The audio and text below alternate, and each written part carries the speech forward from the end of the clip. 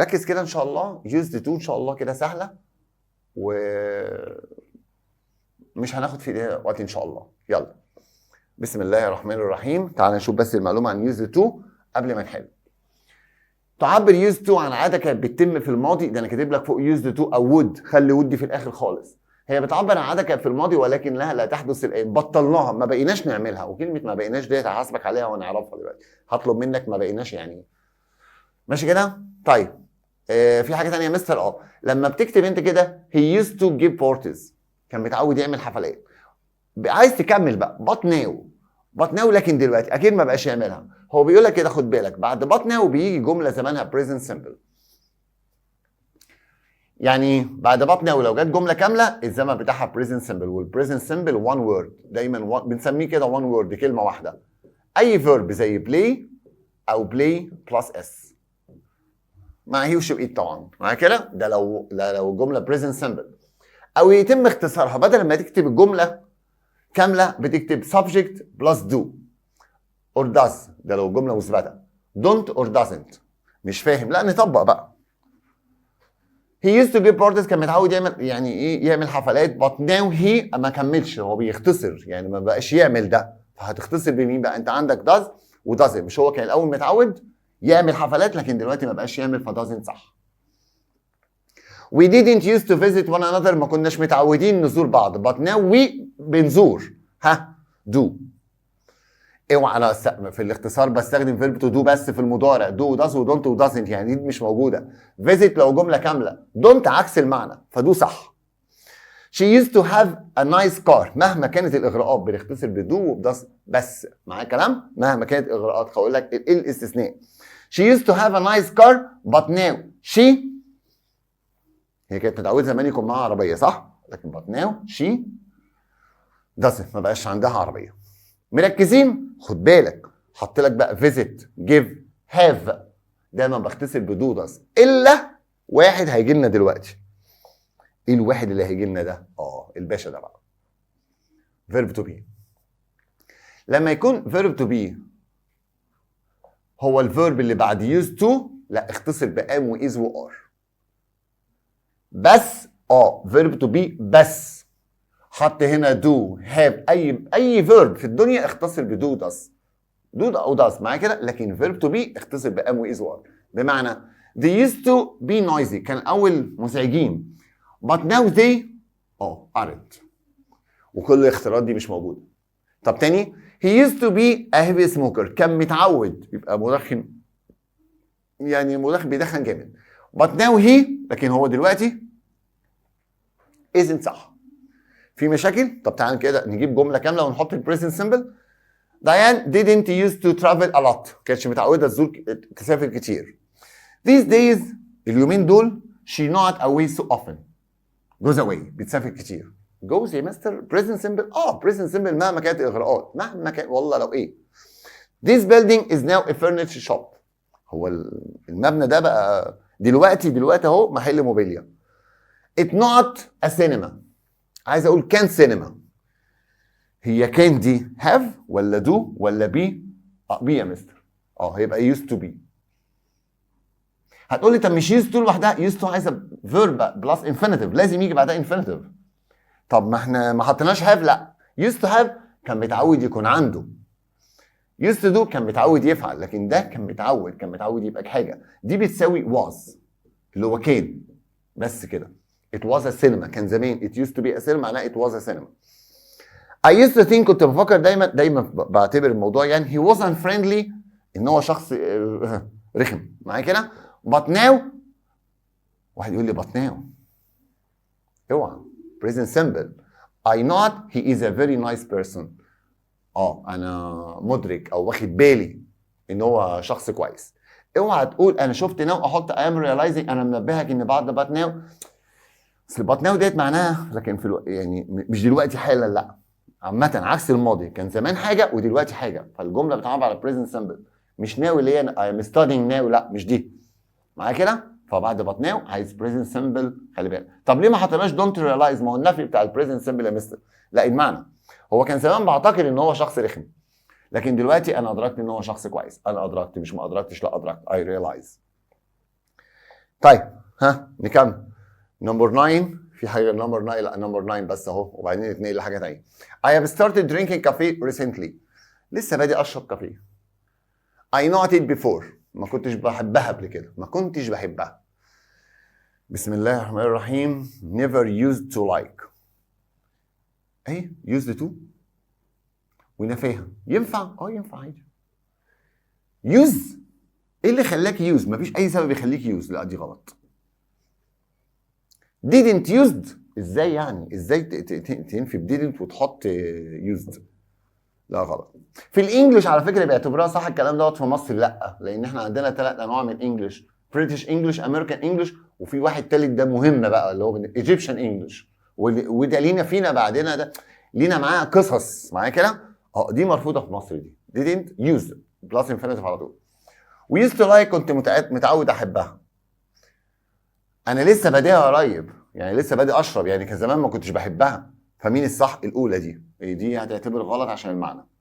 فاهمين الكلام بالمعنى كده. never used to like ينفع زي الفل. النفي بنيفر ماشي. ايه الموضوع اللي جاي؟ خد بالك نفي اهو لسه بنقول اهو. نفي used to didn't used، و2 جاي بعدها infinitive. والسؤال اكيد مش بدو داز، لا بديد، وبعد السبجكت هيجي يوز بس بلس انفينيتيف، صح كده؟ ودي اكزامبل. تعال نحل. انا كده في 10 و11، وقف الفيديو كده وشوف مين الصح. اعتبرك وقفت الفيديو. يلا. did you use صح. do you لا، ما السؤال مش بدو ولا بويل. did you use ده الاولى صح. ايه يا عم اللي انت بتحببه ده؟ لا مش انا اللي هتعمل فيها الحركه دي. I not him عايز بقى احسن structure. didn't use غلط. بص مش هكمل. didn't use صح. to liking لا، انا عايز infinitive. ايه الاي ان جي دي؟ لا دي غلط كده. بص انا بمشي له كده واحده واحده. don't بس يا ابني انت used to مش بدونت معايا كده.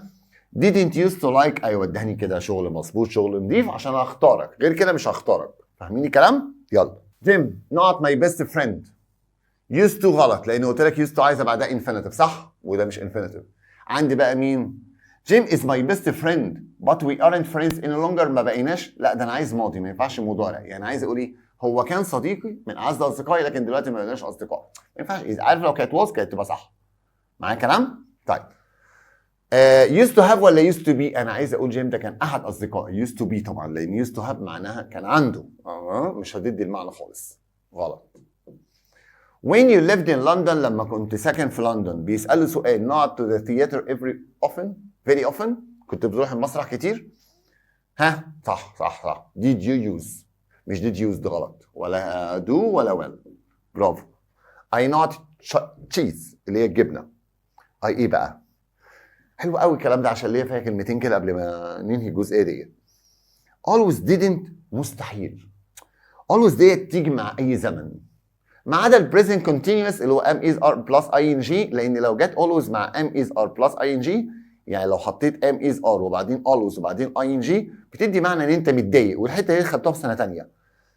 يعني ماي سيستر از اولويز ميكينج نويز، دايما بتعمل دوشه وقرفانه في البيت، ده انا متضايق منها. بس خلينا كده في اولويز بتيجي مع كل الازمنه معايا كده، بس بشرط هي هتيجي بعد الفعل المساعد. يعني ما ينفعش اقول always didn't، لازم اقول didn't always. فالموضوع دوت لا مش حلو، غلط. طيب didn't always صح، بس didn't بتعوز بعدها infinitive، وده مش infinitive، فused غلط. لو كانت used تبقى صح. مش هديك كده الحكايه سهله كده معايا كده. don't احنا اتفقنا ال used to بنتفق ب don't و doesn't ولا ب didn't لان اصلا في الباست، فدي غلط. بص بقى الصح.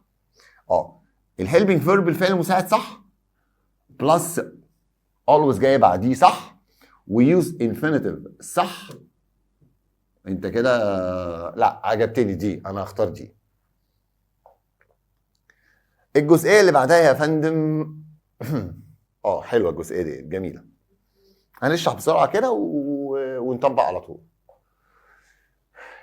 used to plus infinitive كان متعود. no longer plus present simple one word play او plays صح. ما بقاش اهي دي اللي معناها لم يعد او ما بقاش no longer ديت. هقول لك معناها هنا اهو. او تنفي البريزنت سمبل كده شي طبعا اي سبجكت دونت او doesn't بلس انفينيتيف وفي الاخر any longer او any more. المدارس العربي تحب any longer، المدارس اللغات تحب any more، والاثنين معناهم ايه؟ ما بقاش. يعني كلمه ما بقاش معناها no longer plus present simple على طول. يعني she no longer comes، لكن هنا she doesn't ولا don't، she doesn't اوكي come any longer او any more، ما بقتش. بص الاكزامبل قصادها، she used to walk to school، كانت متعوده تاخدها مشي المدرسه. she no longer walks to school، ما بقتش تروح المدرسه، ما بقتش تروح المدرسه مشي يعني. no longer walks مش walk، ما ينفعش. no longer ما بتاثرش على حاجه، يعني she بتاخد الاس، خد بالك انا بقول لك بيجي بعدها present simple، يعني وضع الاس او عدم وضعها بيعتمد على السبجكت. هي وشي وايت ياخدوا اس، عشان كده قلنا she no longer walks. she doesn't walk to school any longer او any more، الاثنين هنا صح. لا نطبق، حلو الكلام، انا عارف ان انتوا عايزين تقولوا فاهمين بس عايزين نطبق، ما احنا خلاص يعني مش هنقعد نشرح. يلا كده نمبر 15 و16 و17. she not، ايه دي؟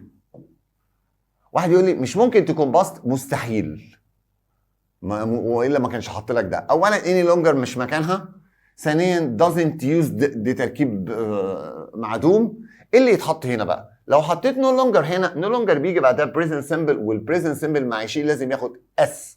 يعني دي لو reads كنا اخترنا no longer، معناها ما بقتش تقرا، لكن الصح هي كانت متعوده تقرا. used to اللي بيجي بعدها infinitive. كلام فاضي طبعا. he not smokes، اهي الجمله اللي بقول لك عليها، احط لك present simple معايا he smokes. عايز اقول ايه بقى؟ doesn't غلط. بص used to عايزه بعدها infinitive يا راجل، مش هختارها لك. didn't used to شكلها حلو وامور بس مش هختارها، هختار no longer اللي هي معناها ما بقاش. grammatical هنا مش بالمعنى بس، لا grammatical no longer smokes. number 17 my brother not have. هو my brother have ولا has ده لو present simple، لكن اللي خلى have ده خلاه infinitive صح؟ يعني فاهمين؟ used to يا مستر ايه is used to دي كمان شويه لسه ماشي كده. باينه الاخيره دي يلا 18 he not writes، وانتوا بقيتوا شطار وامامير جدا في الموضوع ده صح؟ no longer صح، ما بقاش. ايه بقيه الاختيارات حتى لو مش واضحه اهيت؟ used to غلط، any longer غلط، is used to موضوع تاني، no longer اللي هي ما بقتش تكتب لنا او تبعت لنا خطابات. طيب في جمله تانيه على الجزئيه ديت، في نمبر 19 اهي. 19 my brother، ده عايز نقرا اقرا. اجي لك بقى كده عشان ما اختارش غلط بقى. my brother not all his free time playing computer games. هو زمان يقضي، كان متعود يقضي ولا ما كانش متعود يقضي وقت فراغه بيلعب كمبيوتر جيمز؟ but now he prefers to read books. دلوقتي بيفضل يقرا كتب. يعني الاول كان متعود. طب انا عايز الاول كان متعود. didn't use to spend، تركيب صح جراماتيكال، ده ممكن يشدك في الامتحان ده، لكن عايز اقول هو كان متعود مش ما كانش متعود، فدي غلط معنى.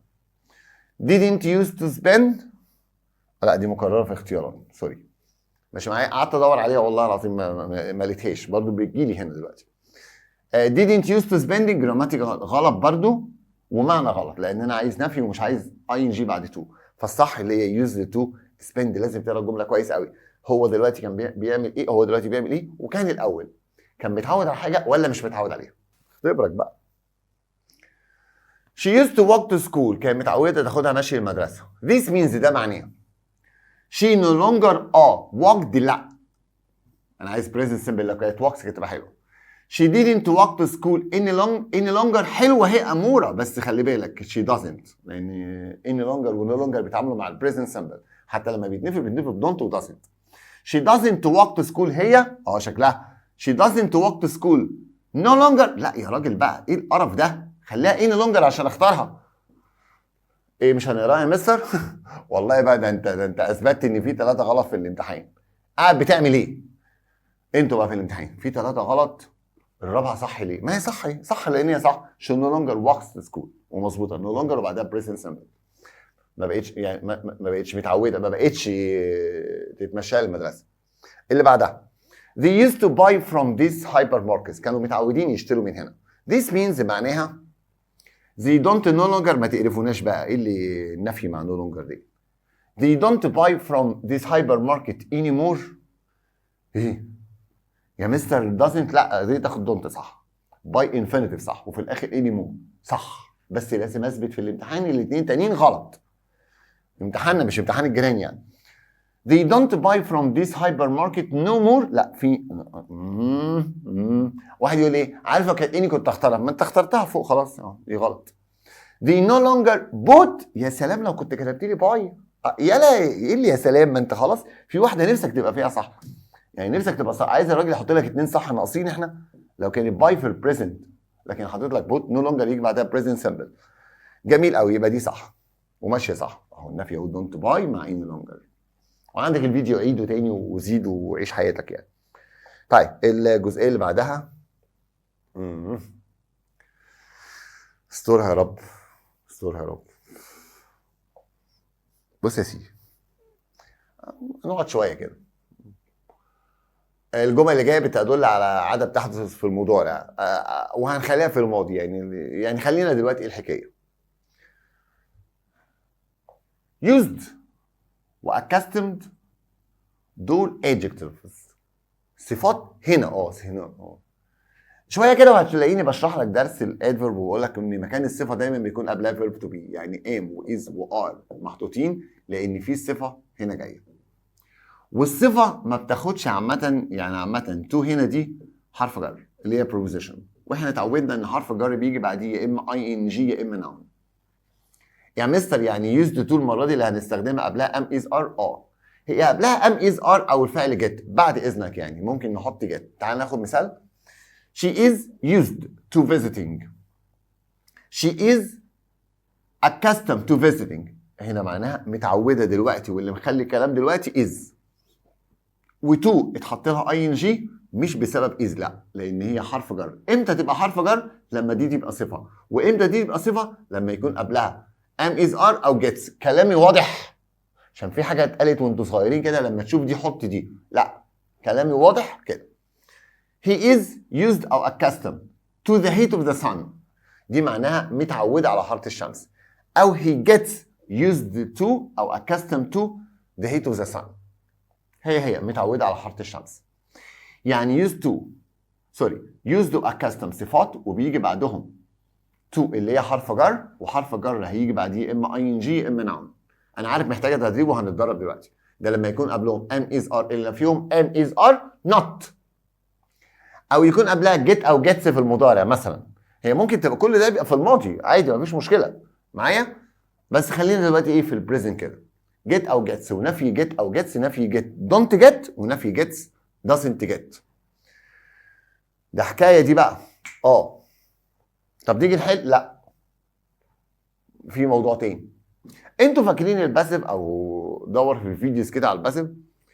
لما يكون الفيرب باست بارتيسيبل وقبليه فيرب تو بي از وار بيبقى جمله باسيف. يعني يوزد هنا مش معناها معتاد، معناها يستخدم.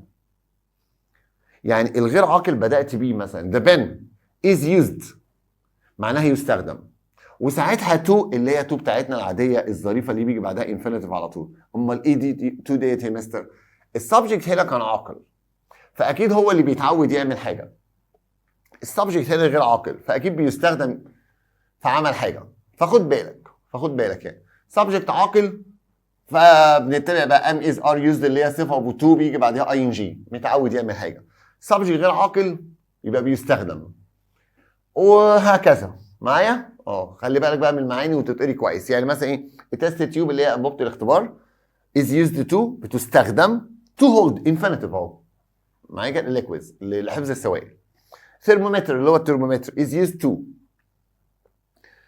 بيستخدم على بعضها كده. ميجر لقياس درجه الحراره.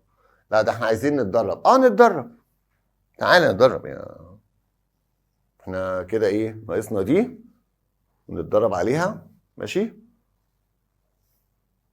هنتدرب كتير اهو. يلا نمبر 1 و2 مع بعض. he not eating is used to. حد معترض؟ ايه دي يا مستر؟ is used for ديت ليها ترجمه يستخدم ليه بس. يعني لما اشوف used مع for يستخدم ليه بس. لكن دي is used to هنا اللي هو ايه متعود. بصوا is used صفه to حرف جر يجي بعدها ing. تمام دي سهله. ومش هختار اي حاجه تانية، صح؟ ماشي. ذا نايف غير عاقل بقى. is used بتستخدم ولا متعوده؟ بتستخدم. to الجميله بتاعتنا اللي هي بيجي بعدها infinitive على طول. معايا؟ خلي بالك is used for بالمره كده معناه يستخدم ليه، ودايما لان for دي حرف جر preposition، فدايما بيجي بعديها، لا سوري، بيجي بعديها ing على طول. يعني دي بلس ing. ليه بيجي بعدها ing؟ لان for preposition in وات وon وفور وكل دول بيجي بعديهم ing. لكن كلامنا هنا واضح. The knife is used to cut. حلو؟ تستخدم لتقطيع. infinitive عشان معناها ايه؟ يستخدم ليه، مش معناها متعوده. نكمل؟ نكمل. نشوف المجموعه اللي جايه من اول 3 كده. My father عاقل is used to متعود is used to smoking. نقط منى used to living. بص used to مش جاي بعدها infinitive، يعني used to مش جاي بعدها infinitive، ده جاي بعدها ing. يعني عايزين حاجه تخلي دي صفه. مين؟ is. مع عمرها ما تقول منى ديد منى used، المفروض ديد منى use حتى، وساعتها ديد منى used to live مش living. فكانك بتختار is used to، كانك بتختار is هنا منى is used to، بس عمل سؤال. The printer the printer is used for. واحد يقول لي انا هختار بقى الانفينيتيف، ما انت ما يضحكش عليك، ما انا قلت لك فور بيجي بعدها اي ان جي هنا. ما احنا اختلافنا في تو، امتى بيجي بعدها انفينيتيف وامتى بيجي بعدها اي ان جي، لكن فور بعدها اي ان جي على طول. لا دي عاقل متعوده gets used to بعدها اي ان جي هتبقى ايه؟ doing. I recently moved to a new city and it took، لسه ناقل لمدينه جديده صح؟ and it took me a while، خد مني فتره كده to not the traffic عشان اتعود على الترافيك. to ايه بقى؟ انا عايز to be or to get. برافو، لو فاهمين كده انا عايز to be or to get. to لازم يجي بعدها be او get عشان used to يبقى معناه ايه؟ اتعود. حلو الكلام؟ عندي get used to و get accustomed for، دي تأليفة طبعا منه صح كده؟ to get used to. حلو الكلام؟ to get used to او to be used to، لو في بي كنا اخترناه to get used to. Number 8. After wearing glasses for the first time، بعد ما لبست النضارة أول مرة I know the feeling. ما كنتش متعود على شعور بقى إيه؟ on your nose، النضارة فوق مناخيرك كده ها؟ ما كنتش متعود. عايز ما كنتش متعود. didn't used to دي بيجي بعدها infinitive مش عايزينها دي. didn't get used to هبص عليه. hadn't accustomed لا غلط، مش hadn't. لو wasn't accustomed. didn't be لا يا حبيبي، الفيرب تو بي ما يتنمش ب didn't يعني، فصح دي. didn't get used to ما كنتش متعود على الشعور ده. خلي بالك هنا جاي بعديها noun اللي هو هناك feeling، عشان كده ما اخترتش دي. يعني ديت يعني ايه؟ يعني دي سوري كده نشيل كده، دي لازم يجي بعدها noun صح كده، وجاي بعدها noun صح اللي هو the feeling. لو حسيت ان هي صعبه شويه، مش صعبه شويه ولا حاجه. هنا بقى حلوه دي. I know the piano in the evening. كنت متعود زمان، دي غلط. دي معناها انا بيتم استخدامي للعب، عشان تبقى صح تبقى ايه؟ I am used to playing. عندي I am used to playing افكر فيها. would play دي في الباست ولسه هنشوفها دلوقتي. طب انا عايز اعرف الجمله باست ولا بريزنت، لان الاثنين دول صح. I can't imagine I can't مش قادر اتخيل نفسي myself not doing it، مش قادر اتخيل نفسي وانا مش ما بعملش الحاجه ديت، فهتبقى مين؟ I'm used to playing. Number 11. I know the newspaper myself. كنت متعود ولا متعود دلوقتي؟ ما اعرفش، بس بيقول I don't like to listen to the news. ما بحبش اسمع الاخبار. يعني جمله مضارع get am ده كله مضارع. طب get used to read لا معلش انا عايز ing معلش. am used to read لا معلش انا عايز ing. get used to reading حلوه. am used to read لا معلش صح. ما انا عايز انا متعود دلوقتي صح. I get used to reading. بص التركيب هي الصح، فتقعد كده ايه تستهدى بالله وتعيد الفيديو وانا بختار كده. دي غلط ليه؟ get used to reading انا عايز ing مش infinitive. لما يكون في بي او get لازم كده احط infinitive. ماشي. نمبر 12 قبل ما نخش في فود كده وقربنا نخلص حياتي بسرعه. ثرمومتر اللي هو الترمومتر is used هنا بقى معناها متعود ولا يستخدم؟ يستخدم يا مستر. يعني تو هيجي بعدها انفينيتيف يا مستر. ايوه كده صح. ميجر بيستخدم لقياس درجه الحراره. حلو. طيب بصوا معايا كده عشان نلخص الموضوع دوت اصلا ونجيب نهايته. احنا قلنا كان متعود ان هو يعمل حاجه used to، وفي واحده ثانيه برضو كان متعود would. في فرق، صدقني انت مش مطالب بالفرق، بس هو بيقول لك كده عامه وانت بتتكلم. يعني مدي لك هديه كده بيقول لك وانت بتتكلم ما تستخدمش would معايا مع stative verbs، الافعال اللي هي ما فيهاش اكشن ما فيهاش حركه، الافعال اللي هي بتعبر عن حاله زي verb to be ما فيهوش اي حاجه خالص حصلت، live يسكن، have يملك، دي كلها ما فيش حاجات بتحصل، يعني ما فيش اكشن، صح كده؟ فهو بيقول لك ما تستخدمش would مع دول، ما ينفعش would تيجي مع دول. لكن بعد كده استخدم used to. يعني يا مستر يعني اما تيجي لك في الاختيارات كده استخدم used to.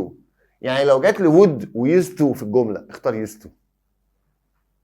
عليك يا مستر لسه ما اختاروش الجمله اللي يختاروا فيها would و used to، لا لسه ما اختاروه، ما فيش الكلام ده. يعني الاستخدام العام الكومن يوز كده used to. لكن would برضو بتعبر عن باست هابت، عاده في الماضي معايا كده، بس ما يحطهاش في الاثنين في الاختياري. يعلمها لك بس يعلمها لك في اي حاجه ثانيه بس ما يحطلكش في الاختيارات. يعني بص مثلا I not in Cairo، احيانا بتبقى عندك سبب. I used to live in Cairo، كنت متعود اسكن في كايرو، but I moved to Alexandria، وهتستبعد would live لان would ما بيجيش بقى live. عندك reason، عندك سبب هنا. طب شويه كده هستفزك. The factory not in the city center، عايز اقول كان، فاكرين كان اللي هي used to be، ما انا عندي would be، برضه عندك reason تشطب would، صح كده، وتختار used to. لكن شويه كده ممكن ما يكونش عندك reason، هتختار غصب عنك used to. 3 I not heavily when I was at university، اهو كنت متعود. وعندي بقى مين اهو، الاثنين دول غلط عامه. used غلط، لازم تكون used و used to smoking مش ing. عندك used to smoke would smoke، اختار used to smoke. طب would smoke وانت مالك؟ ما في اسباب تانية اصلا تمنعني استخدم would اصلا وانت مش هتتخصص في اللغه الانجليزيه، فالاثنين ما يتجمعوش مع بعض. يس. نمبر 4 بص بقى يا سيدي بقى في الجمله. Tim not his parents every other weekend. every other دي معناها واحد واحد لا، يعني اجازه اجازه لا. every other day معناها يوم او يوم لا. every other line سطر او سطر لا. كان متعود يزورهم، طبعا used to visiting غلط. used to visit غلط. didn't ما كان ده ممكن ما كانش متعود يزورهم عادي. didn't used to visit didn't used لا، لو used كانت تبقى صح، يعني دي غلط. هنا would visit هيجبرك عليها، فمش مدي لك كل يعني الثري اوبشنز التانيين اصلا غلط فيجبرك عليها. خلاص وبلاش بقى ايه حفظ قواعد would لان دي ودت ناس في داهيه. ماشي كده. we not him money when he was unemployed، لما كان بدون شغل كده كنا بنسلفه فلوس. should lend واحد ايه كان المفروض نسلفه، يبدا انا لسه شارحها لك. كان المفروض مش should lend، should have lent. ايه الدرس اللي فات على طول في نفس الفيديو ده. mustn't have lent يا عم ثانك يو، ده احنا لسه مطيرينها خالص من انجلش دي.